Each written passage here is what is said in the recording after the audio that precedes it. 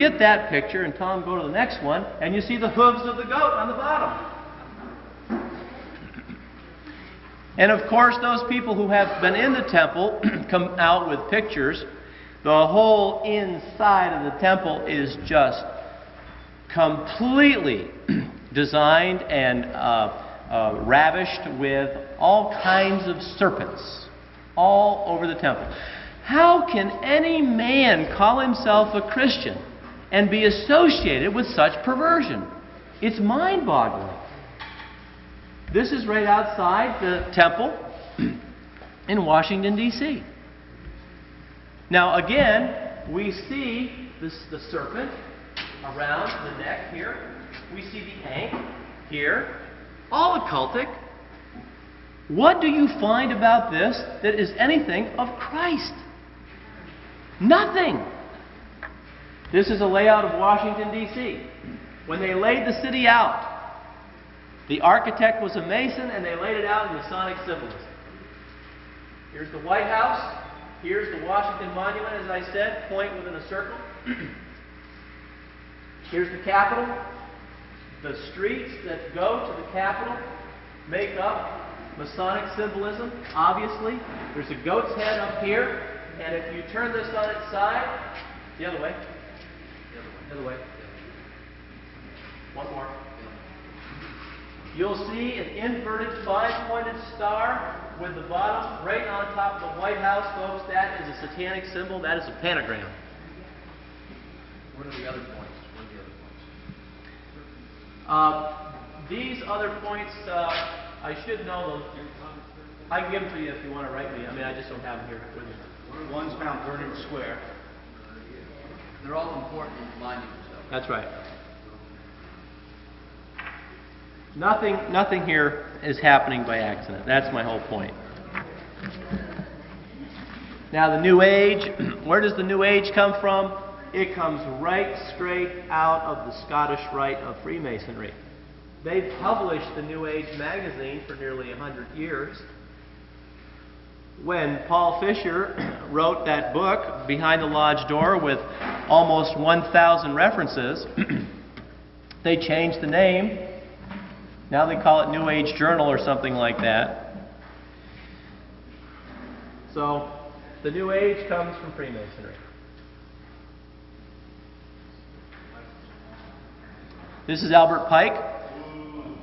Albert Pike wrote Morals and Dogma.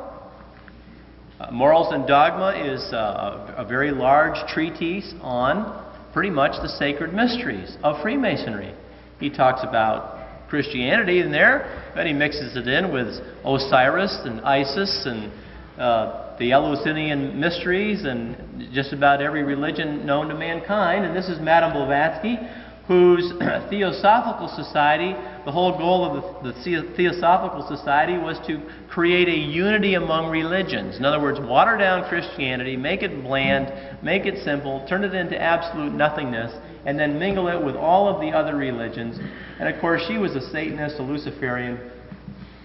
And you know, what gets me is she says there is no religion higher than truth, right?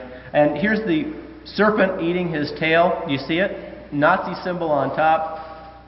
The serpent eating his tail was the symbol that Benjamin Franklin used. Benjamin Franklin has been considered the greatest proponent of colonial Freemasonry that we ever had. And one of Blavatsky's statements was, what is one to do when in order to rule men it is necessary to deceive them?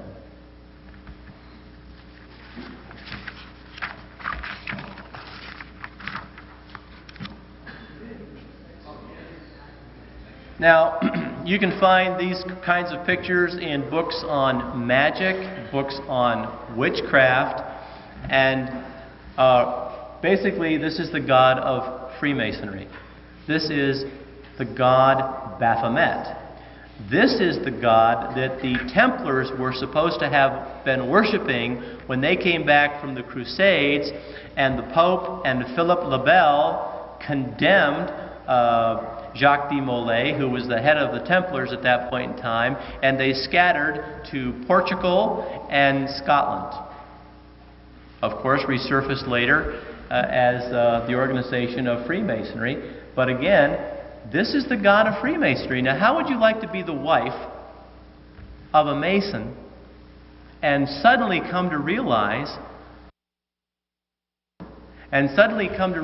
what your husband is into? And he has taken an oath, hasn't he? He's not going to tell you what he's into. Now, what I like to do when I can, I like to read the occult's own books. And I have a book here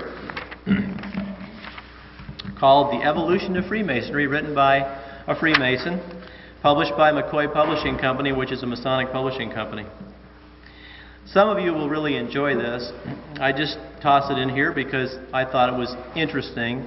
It's in this book on page 89. There's a picture of Martin Luther, and it says, Martin Luther opened the way for the future development of Freemasonry. In the book, 10,000 Freemasons, 10,000 Famous Freemasons, written by a Freemason, there is an individual who was a cohort of Martin Luther, who was himself a Freemason. And so, was Luther himself a Mason? I don't know. They don't hold to that themselves. They don't particularly care to honor him as a member of the lodge. But the point is that he certainly didn't help things, did he?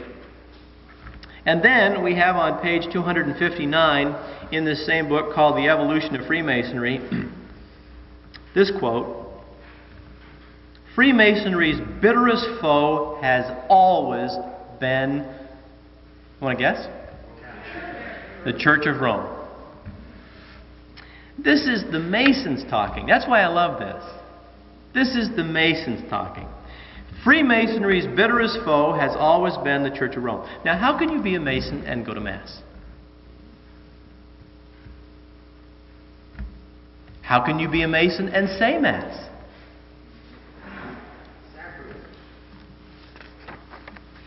And then they go on and he tells us about Pope Pius VII, who published a bull against Freemasonry, and Clement XII, who published a bull against Freemasonry, and how Freemasonry confiscated church property and specifically tried to prohibit the administration of the Holy Sacrament. Satan wants to prevent the Blessed Sacrament from being delivered and exposed. I won't get into my whole story, but for a long period of time, although I was brought up as a Catholic, I went in a different direction. And I read the Bible and so on and so forth, but I wasn't going to a Catholic church. When I came back to it, I was kind of looking around for the way it used to be when I left. So, in a way, thank the Lord, I wasn't there for all of the brainwashing that was going on for 30 years. And so when I was looking for things that I used to realize were there and should be there, they were gone. Like an altar. It's gone. Like a railing. It's gone. Like Stations of the Cross. If they're not gone, they're so small you can hardly see them. And the tabernacle. Where did it go? Now what I do is when I walk into a Catholic church, I look for where they put the thing, where they hid it. Recently I went to a Catholic church in Florida, and I knew they wouldn't put it on the front altar, so I suspected they might have it over on a side altar, tucked away somewhere. But they didn't have any side altars in this church. So I'm looking all over the place, and I said, I can't see the thing anywhere. So I asked somebody, is this a Catholic church? Yes. I said, where's the Blessed Sacrament? Oh, follow me. So they take me all the way around to the back of the church, through a couple doors, and it's almost like in a closet in the back of the church with a little red light by it.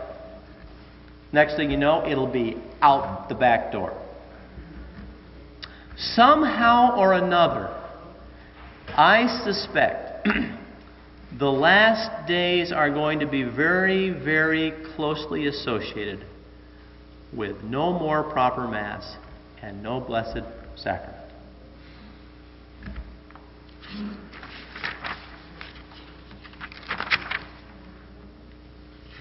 Now, the Masons say in free America, there's never been any opposition to